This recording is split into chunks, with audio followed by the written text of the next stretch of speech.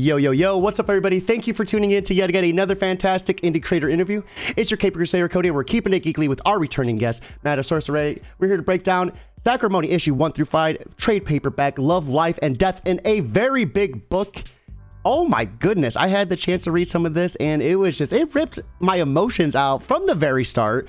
And then in the middle, I'm just like, yes! And then it just like rips it out some more. This is one very awesome book about just what to do when you're dealt with a bad hand. I loved diving into that so much. But before we get too deep into talking comics, how's everything been since the misadventures of Buddy and Friend issue 1 and 2? It's been busy. Like, I feel like it was just yesterday that Buddy and Friend campaign ended, and I'm like in the process of shipping out the last bit of books from that. So, if anybody's waiting on books, they'll get it next week. Or if you're international, like whenever the international shipping gods are cool with it, I guess. But yeah, so I'm wrapping that up. I'm running this campaign right now, and it's been just busy, but like in a good way. Kind of stressful, but mostly good.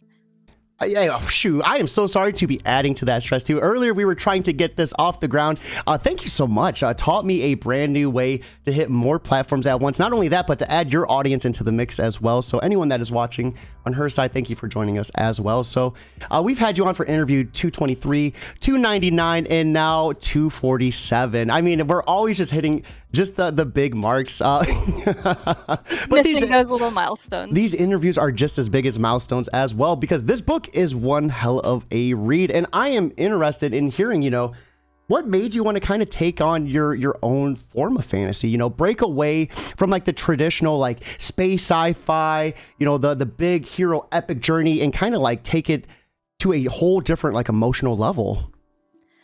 So, it's like I wanted to make up my own world and my own races and stuff because I didn't want people to like go into the story with any specific expectations. If I said like, all right, well, there's elves and there's dwarves, people like, oh, well, I know elves live in the forest, dwarves live in the mountains, whatever, blah, blah, blah. And, and then when you deviate from that with like, or you're like, oh no, well, my elves live underground or something, people are just going to be like, no, that's not how it is. That's not how fantasy is. They like, I feel like when you have something like when you're building off of something pre-existing, you kind of have to stick within that template like just a little, otherwise it's like, what's the point? So I was just like, you know what, I'm just going to build a world from scratch because that's what sane people do, and build like my own races, my own cultures, my own like system of gods and not gods and stuff. build an entire religion and just call it a day.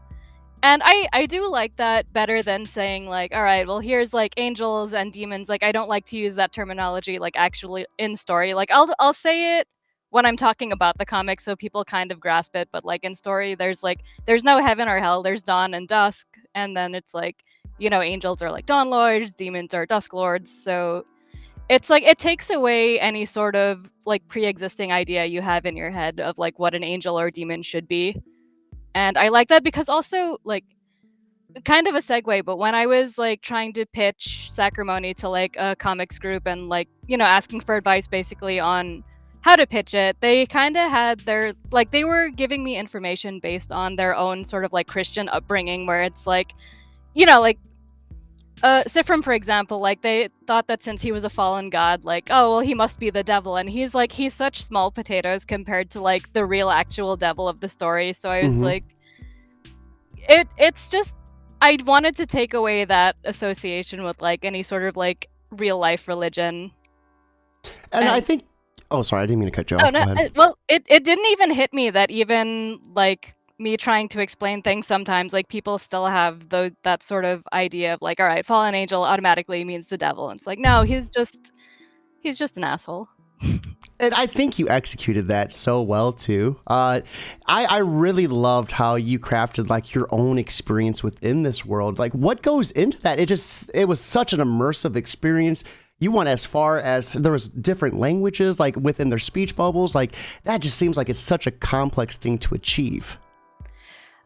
I mean, like, I crafted all of the lettering myself, so I, like, all those fancy little squiggles, like, I did that, and I made it into a font, which it's fun to do. It's kind of annoying, but, like, it's satisfying. And I think that actually has to do with growing up as like a child of immigrants like in America. Like my parents, they are from the Caribbean, but like our ancestry is South Asian, so like they know Hindi. I don't. They don't speak it primarily, but they watch a lot of Hindi shows, and I'm just watching this like, the hell is going on? I can't understand any of it. Well, I mean, like I'm at the point in my life where I can probably understand like 10% of what's spoken. Like I can probably have a conversation with like, I don't know, like a 3-month old that's just learning to speak or something, but Hmm. uh it's just the idea of language being used as a barrier to certain things like always really interested me. So I was like, I need to put that into this world somehow and just like have races have their own language. And it's like, well, if you're in this area that's like, hostile to trespassers and you can't speak their language, you get stabbed in the back. That's just what happens. Literally. Yeah. So let's talk a little bit about our two protagonists, main characters. And why deal them such a crappy hand in the beginning? They're stuck in the cold. They're no help anywhere. Hungry, bored. Like they are off to a rough start. When like people have like power fantasies, I guess mine is more of like a not power fantasy where it's like characters don't know what to do. They don't have all of the answers and they don't have the capability to just like do whatever they want all the time. And I find that a lot more fascinating than, when the main character is like, "Oh, you thought you had me, but I had you all along." And I'm like, I can't relate to that.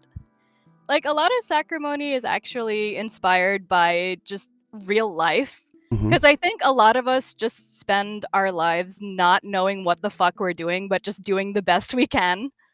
So, like, my art imitates life, basically, where it's just like the characters, they don't know what's going to happen next. They don't exactly have a plan. They're kind of just operating by, like, the seat of their pants in the moment and doing the best. And even when they have plans, like, it sometimes falls apart because that's just what happens. And personally, I find that a lot more relatable than just like, characters who always know what to do, have all the answers, have the powers to just like defeat the bad guys all the time. So, how much of issue one do you want to talk about? Like, what's spoiler and what's not spoiler? That's a good question. I mean, I'm pretty sure like issue 1 is not spoiler.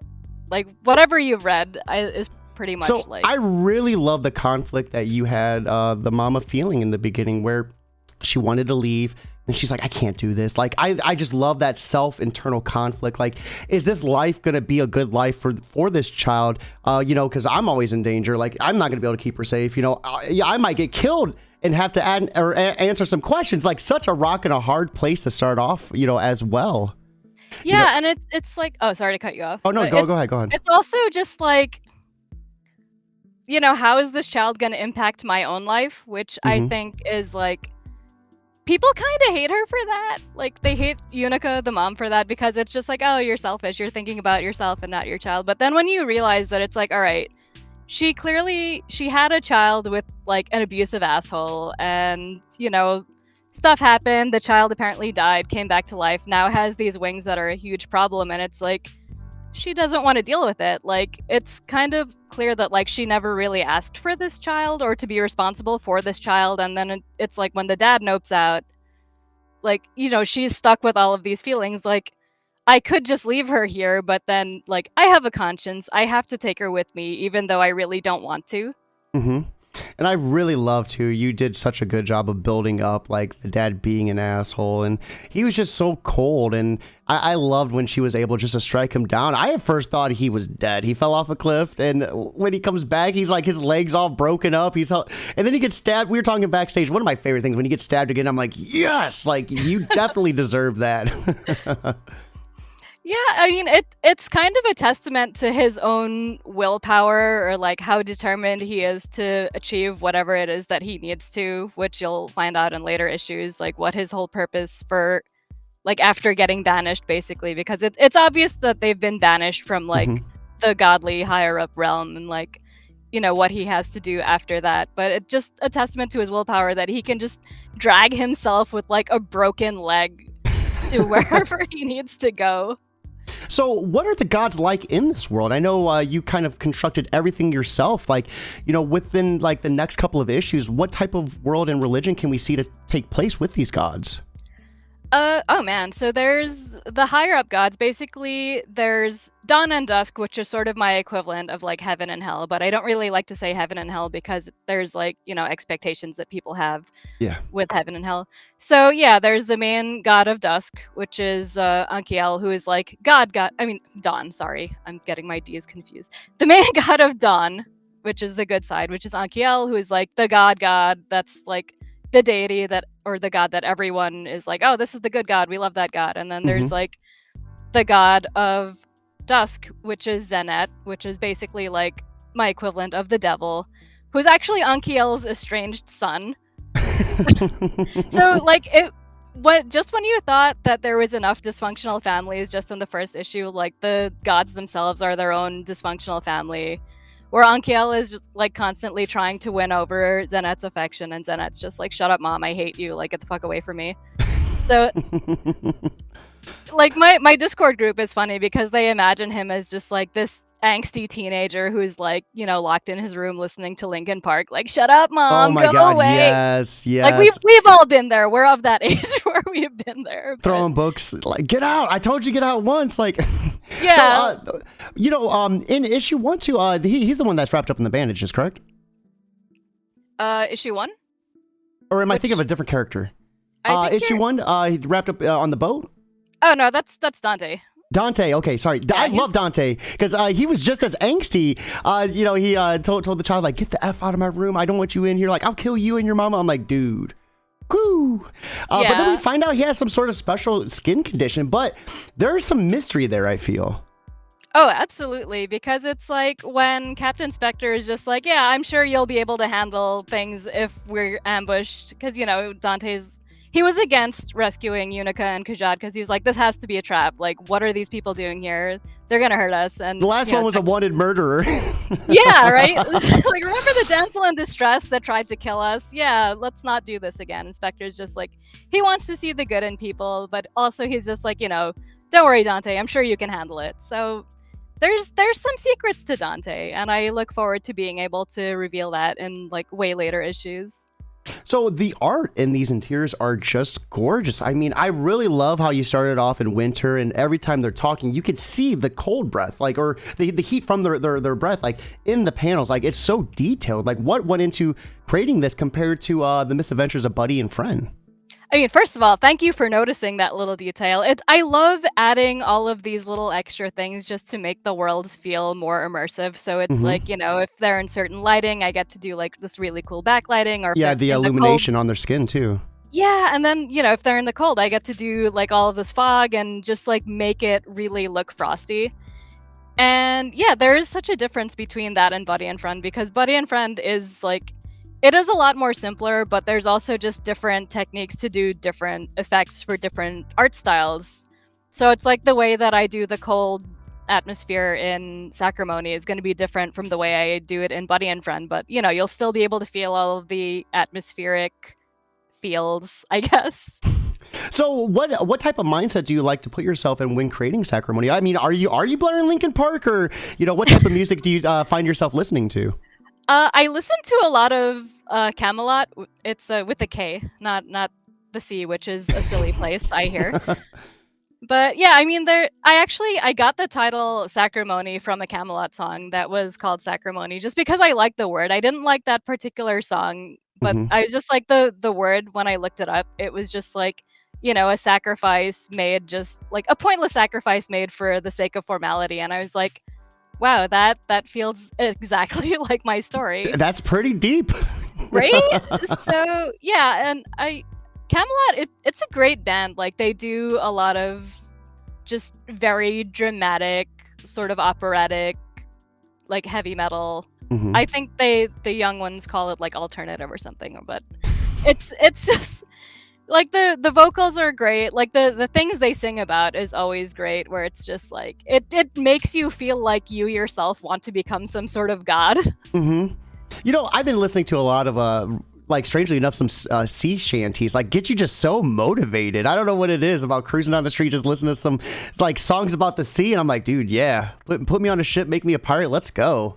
I mean, pirates are great because you can be drunk on the job, and that's okay.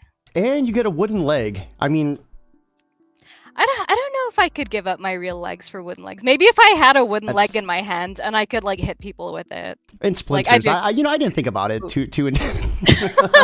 I think right now though, let's go ahead and pull up the Kickstarter and check out all these tiers and rewards and see what all this hype is about. So, first and foremost, congratulations on funding. We are looking at Sacrimony issues 1 through 5, trade paperback, Love, Life, and Death in a very big book. $2,906 of a $1,500 goal, 59 backers, and 11 days left to go. Guys, we need to get one more backer and make that 60. Guys, right here is the link. Check this out with us. If you can't back, simply putting it on Facebook and Twitter is 100% free. Word of mouth costs you nothing. Let's get that backer today. So how you feeling though? Almost double your goal. That's awesome. That is very awesome because it's always hard to launch a trade paperback because you know that there's not going to be as many people for the trade paperback as there is for the single issues, because it's like a lot of people who have the single issues are like, well, I already have this, I don't need the trade paperback. So like going into this having no data as to how it's gonna do, I set the goal. I was just like, all right, here's the bare minimum that I need to make these books happen. And it's awesome to be almost 200% like, you know, past that. It's awesome. Congratulations. Are you doing anything different to market, you know, a trade paperback compared to the single issues? I mean, I've just been saying like, hey guys, if you've never heard of me and you have no idea what the hell Sacrimony is, like this is a great time to jump in because you get all 5 issues like wrapped up all nice and neat into like a 180-page book. Yeah, and aside from the content from the issues, I have like extra pages of story that I couldn't fit into the issues, so there's like 11 extra pages. I did these like really cute Q&A comics where I asked the audience to basically so cool. So they asked me or the characters questions and I answered them in comic form in like incredibly silly ways. So because it's what I do. So yeah, I mean it's like there's something for new readers, there's something for old readers. Just like get in on it. Even like the cover itself is just gorgeous. Like I love it. I love it. It feels like such a more like trippier vibe, like almost like a hippie like cover album almost. You know, a lot of hippie like stuff was like Art Nouveau style was used for a lot of those like sort of hippie like covers and promo posters and stuff. So it definitely like reminiscent of that era. But I love the Art Nouveau style. I love incorporating lettering and stuff into the actual piece instead of just like slapping a logo on it. Yes. Oh, I love how it wraps around too, almost like a crescent moon around them. Yeah, and also that is hand colored with marker, and the original is up for sale in case anybody wants to get in on it. It's like it's already mounted on a mat board, it's ready to be framed. Like somebody please buy it because it's beautiful and it's not going to do anything just sitting around in my portfolio and never seeing the light of day. So let's go ahead and check out some of these interiors now. Oh, we got some pull quotes right here too. Yep. Awesome. J. Michael Miller, Will Thompson, Blake's Buzz, Explain Yourself. Awesome podcast. And if you guys aren't following them, be sure to give them some love too. Any platform that gives love to the community, we got to give love back to them, help them grow just as much. This book is a very big book. This looks huge. Oh, man. Yeah, 180 pages. Oh, wow. This is gorgeous too. So let's go ahead right here are some of these interiors. So like I said, you do a beautiful job of just like when they're exhaling, you see that fog start to like just form, and then like the snowy effect. Like how were you able to achieve this? It's a lot of fuck around and find out. Because I'm self-taught, so I'm just kind of like figuring these things out as I'm doing the page. So it's like, all right, well, it's like, you know, maybe I'm seeing a bit too much of that background there. And, you know, you kind of look at reference in real life of like snowy scenery and whatever. And it's just like, all right, well, I need to do whatever's going on in this picture somehow. So it's like, well, it needs more fog. It needs more lighting. It needs to be obscured more. That's my phone. I'll just mute that. Sorry about that. Yeah. So basically, like, looking at reference and figuring out how to recreate things is what I usually do. And like right here, how the light's like emanating onto like the hair and the colors. Like I just your usage of colors and the color palettes are just gorgeous. Thanks. Actually, doing the lighting from fire is like one of my favorite things ever in drawing, which is probably why a lot of things catch fire in my comics. It's just going to be a recurring thing. A lot of things are going to be on fire. There's going to be people on fire, buildings on fire, just everything. But the lighting will always look great. Like right here, it's such a realistic feeling. Like, you know, this face is such a powerful feeling. Like the breath like coming out, it looks so real. Thank you. I also love doing facial expressions. Like it's one of my favorite parts of drawing. This was another favorite moment too when she realized she could make magic just by thinking about it. I mean, that has some serious implications there for future issues, I feel. Oh, absolutely, because yeah, it's helping them right now, but you know, it could be dangerous later on. Like also the fact that she can just make magic by thinking about it is going to be a huge thing because like usually it takes a lot of effort for people to like concentrate and make the fire, and she's just like, I thought about fire and it happens. So it's either going to be a blessing or a curse or both. One thing I also really like too is you know, the fact she has wings. When you get far away, you can see their silhouettes, and you're able to distinguish clearly who is who. Like it, you know, that helps a lot. You know, what went into, you know, creating her character design? Like why give her wings? You know what? It's kind of a weird segue, but it was based off of real life because I base a lot of Sacrimony off of real life. But basically, being like the child of immigrants in a different country, like I was born in America, but my parents, you know, came here from the Caribbean, and they had all of these ideas that are just like basically anybody who didn't look like us was a bad person for, you know, whatever reason. So me going through elementary school and stuff, and you know, making a lot of friends who didn't look like me, and having my parents be upset about that, like, oh, you can't hang out with this person. I'm just like, why? Like this person is awesome. Just because they don't look like me doesn't mean that they're bad. And that's kind of where I got the idea for Khajad, where it's like she looks, you know, bad, but is she really bad? No, she's just a normal teenager. Well, not entirely normal because she has no memory of her past, but you know, it's just like she has no ill intent. She has no like, you know, notorious. Yeah, she's harmless almost. Yeah. On the boat when, you know, she just wanted to make a friend, and you know, as soon as he said he wanted to kill her and her mom, you know, it broke her heart. She ran like right into her mom's arms. Yeah, and it's just like she's normal, but she just happens to look a certain way, and the downside is that, you know, that as she goes through the story, like people are going to treat her a certain way based on the way that she looks. And you know, that's a huge thing where it's like she has to pretty much hide parts of herself in order to get along with society, which I guess is like another sort of hidden message of like, you know, my love letter to people who have to hide certain parts of themselves in order to like, you know, fit in, whether it's like with society or with your like weird bigoted family or whatever. Like I see you. I just love how many layers to this there are just under the interiors, you know, how many different messages are just sprinkled throughout. It's such a powerful book. And like right here is what I was talking about, where, you know, she enters this room and she's just trying to make a friend, and he's like, you know, kindly fuck off. Like, you didn't hear me the first time, you know, get the fuck out of here. And like right here you can see like she was not expecting that, and it scared her. Like you do a really great job with these expressions. Oh, thanks. Yeah, I love that scene. I love how ominous he looks on, like, you know, with the fire and stuff, like reflecting off of his face, and it's just like he looks like someone you wouldn't want to be friends with. Yeah. And yet she's still trying because she doesn't know. She has no idea of like, you know, who looks mean, who doesn't look mean. And yeah, like I love that later on she starts telling people to fuck off also, because he's like, you know, it means like, go away, I don't like you. So anytime she sees someone that she doesn't like, she just wants to tell them to fuck off. Oh, that's cool. And that's going to be like a running gag later on too.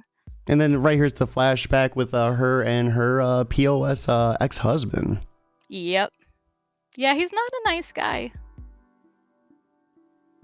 This part was traumatic too, seeing the death, like, whew. Oh, go ahead. Well, yeah, it also reminds him of like another death that he's seen, which like he's got PTSD clearly, so he's shaken up by the whole thing. But yeah, continue. Sorry. So does this death get explored in later issues, or is that still yet to be revealed?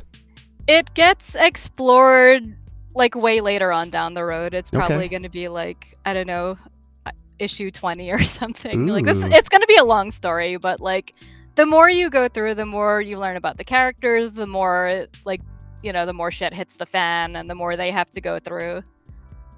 And it's like, personally, like my hobbies are like psychology, sociology, social sciences and stuff. So it's always interesting when like I get to read a story or like, you know, even play a video game or something and keep learning more and more about the characters. And like when they have these sort of like organic reactions to whatever's going on, like my favorite thing, let's say in like RPGs and stuff, is when characters give like other characters nicknames and stuff, like based off of whatever they're doing. And like just those little bits of character development, like I like to incorporate that into my own story as well. So it's like anything that happens, it's significant. The characters remember it, like they form their own relationships with each other. Like, you know, maybe something might happen and someone's opinion might change, and there's going to be like there's so much good like peopleness to explore in it, basically. Is it hard to keep that continuity in check at all, like with so much going on? Actually, no, because like this is the stuff that I live for, so I always keep looking out for those moments, like, you know, like, oh well, this happened, like maybe I can bring it back to that little like running joke that I had, like for example, like Khajad telling everyone to fuck off after Dante told her to fuck off. It's just like, you know, something that sticks with her because it was something really significant. And right here is this is one of my favorite moments right here when she gets the weapon, just fuck. Yes. And then him falling, you know, and I thought, like, you know, she's like, what have I done? I was like, yes, he's dead. And then, man, it was awesome. And then it's such a sad, traumatic thing to have to go back, you know, to your dead daughter and like pull the weapon out of her. Like, whew, that was rough. Yeah, it's a very emotional ride.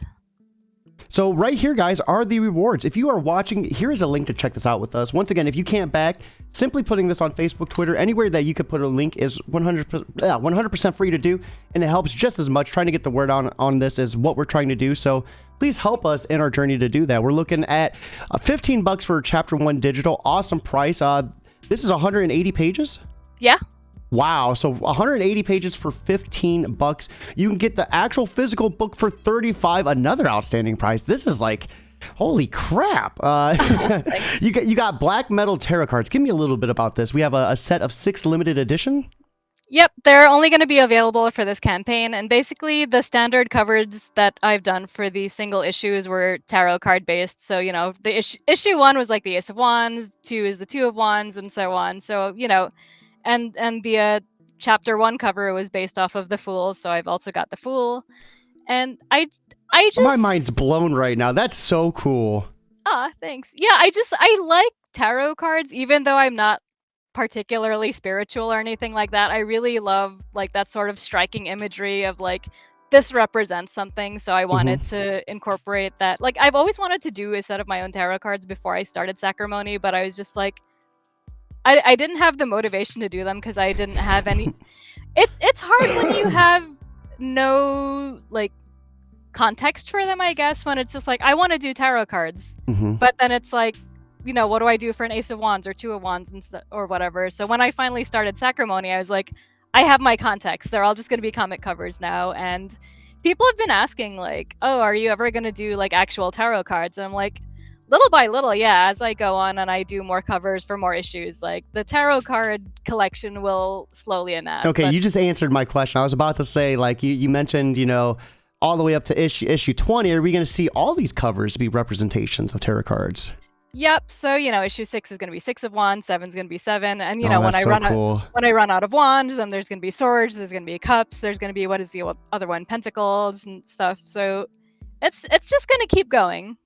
That is, I love when creators intertwine things like that. You know, they take something and like use it as a reference point, and it's such a cool concept because then you're able to create like a tarot card deck based off of your own universe. That's so cool. Yeah, and also like it makes all of the covers look very lovely side by side, which is like, the next tier. I still have some of the single issues left over with the very pretty, tarot card inspired covers. If you just scroll down to the $100 one. Yeah, like I've got them right there. Like they look great side by side. And it's That's it's so cool. it's art. I love doing art. And I you get love a set. making Oh, go ahead. yeah, I love making things that feel like art where it's just like it's not just like, all right, well this is a comic cover to sell the comic. Like no, this is a piece of art like all on its own. So, $100, you get a set of the original single issue copies of issue 1 through 5. These issues are never going to be printed again. They also come with the black metal tarot cards. Awesome deal. And then $250 sponsor page. I've always been a fan of this. Let us know what this is all about. Basically I like nobody makes money on Kickstarter unless you're making like a ridiculous amount of money. But basically like I'm not really making a profit from this. So the sponsor page is basically like if someone wants to happen to pay me like a page rate for a Sacrimony page, I would like really appreciate it. They get a signed copy of the book. They also get a metal print of the page that they help bring to life. Like I let them choose whichever page they want. I just happen to use that page because I really like all of the different lighting and effects on there. But That's basically, so cool.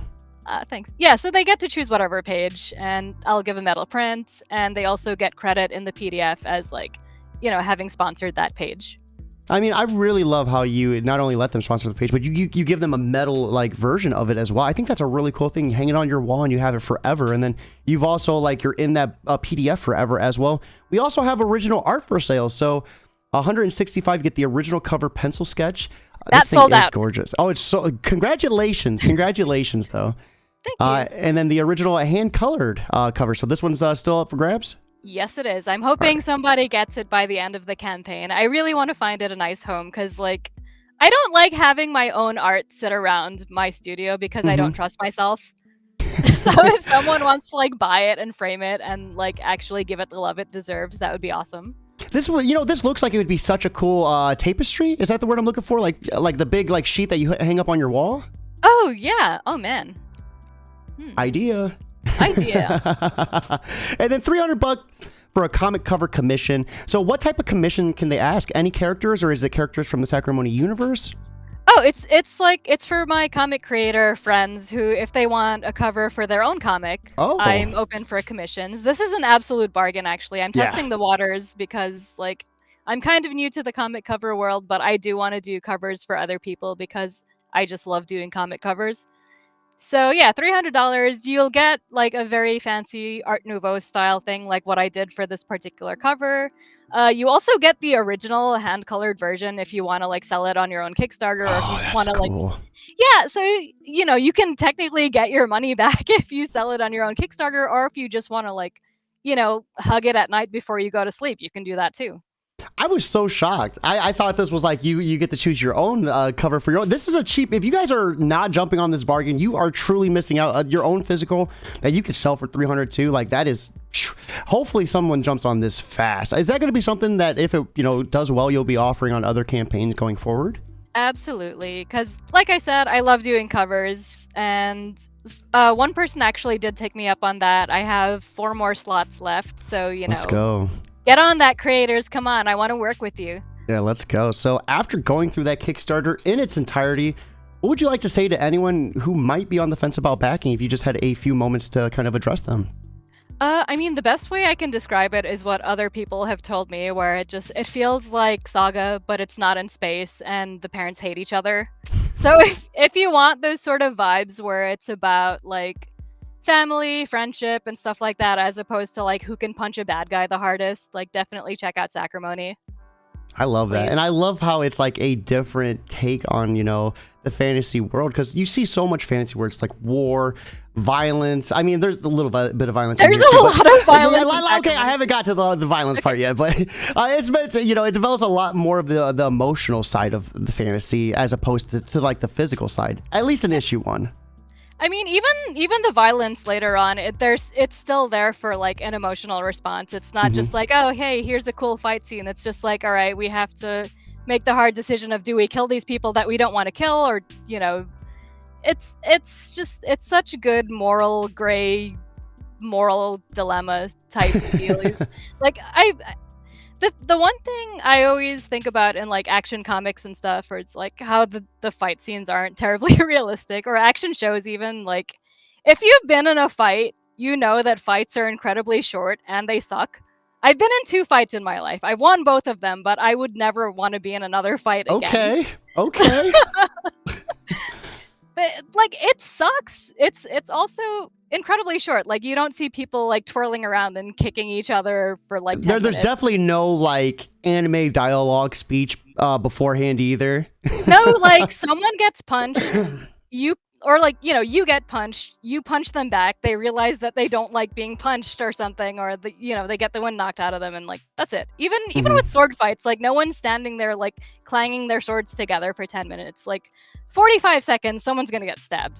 So that's what I try to recreate with Sacrimony, as it's not how like cool the violence is, but just how like fucking horrific it is. So like you'll see someone with like a spear stab through their face, or I will actually draw people on fire, which is issue 4. You in that fire, you gotta relax. It's so much fun to do. So yeah, there will be like, there is definitely a lot of violence. It's not for like shock value, it's more for just like realism, I guess, where it's just like violence is terrible, like it fucking sucks.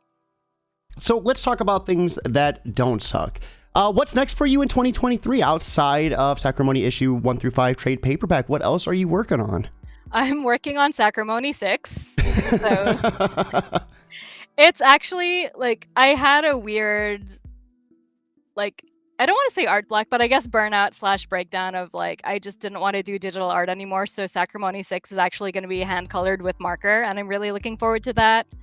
And like, I'm going to try to sell the original pages also and see, how that goes. Sacrimony 7 should also be out this year. So wow. I'm busy. I work really fast, so that helps. What about digital? Do you think kind of burned you out and pushed you to go physical? If you don't mind me asking, if that's I had to gather my thoughts, but basically it's like, I spent a lot of time figuring out how to do digital art like quickly, like finding shortcuts and stuff, and it's like, it didn't feel fun anymore, even though I was able to like color really fast and like have things look good. It didn't feel satisfying. There was sort of like a disconnect. I felt like a machine. I didn't feel like an artist anymore. So in order to I like that a lot though, like learning to do the craft that you want to do, and I think that just as a whole community, we're all focused on just that feeling like we got to pump out the best of the best as fast as humanly possible. And I think there is a disconnect there. Yeah, it's just, it just led me to not feel like I was having a good time anymore, basically. And then I had a whole thing going on with the cover, which is why it's hand colored now, which was basically just like, I tried doing like a digital version of it, and I was just like, I hate this. Like for a month I had tried to color it, and I was like dragging myself to my drawing tablet, and my brain was like kicking and screaming like, no, I don't want to do this. And I was just like, I took a moment, I was like, do I hate drawing comics forever? Like, is this my life? And it was like, it was a pretty emotional time, because I was just like, well, if I hate doing comics, like, what am I supposed to do now? Like, I'm not going back to retail, like, gods no. So, like, as a last resort, I picked up my markers, and I was just like, let me try this. Let me see what happens. And as soon as I, hit the paper with the marker, I was like, this feels so good. This feels right. Is it like the texture of the paper that can't be replicated on the screen? Yeah, it's just the texture of the marker, or also like colored pencils, and like I also used like some acrylic markers, and it's just like feeling the different media going across the paper was like, it was so satisfying, as opposed to just dragging the same digital pen over the same smooth screen.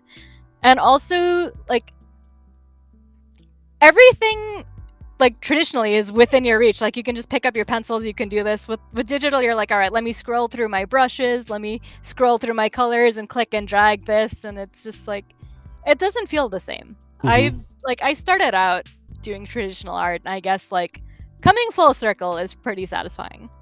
That's so awesome. And I'm happy to hear that you reignited that passion back in you. Passion's one of those funky things. Like, when you have it, you got to capitalize on it, because sometimes it's hard to get that passion back. And I'm happy that you were able to find that, going back to your roots. So that's so cool. You know the drill. You've been on the show. Let's ask for a little bit of advice. So for anyone looking to reignite that passion, I think would be the perfect segue. What would be some of your advice to finding that, that spark again? Be patient with yourself, first of all. It's something that I'm still learning to do, but it's like, the moment where it hit me, where I was just like, oh, I don't want to digitally color. I was just like, I got so frustrated. I'm like, brain, what's wrong with you? Like, we got to do this. Like, chop, come on. And then, I chalked it up to like, oh, well, maybe I had a bad day. Maybe I had an off day. And it's like, when you keep having an off day for like a month straight, you got to sit down and you got to really like examine why the passion is gone. Like, what part of this process don't you want to do?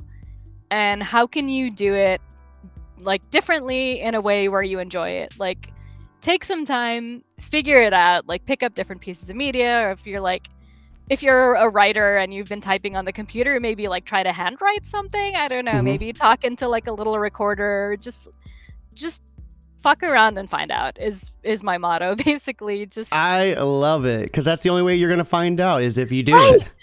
Right. I mean, if you sit there and you're just like, oh, I don't want to do this, like, it doesn't help you. And it doesn't help you to get mad at yourself either. Like, please do not get mad at yourself. Be patient. Take a breath, relax those shoulders, and breathe, So Yes. Real quick, let's step away from comics. What are you consuming lately? What are you watching? Any video games you're playing? What are you doing outside of creating? Oh man, video game wise, what I recently beat Remnant from the Ashes, which was interesting.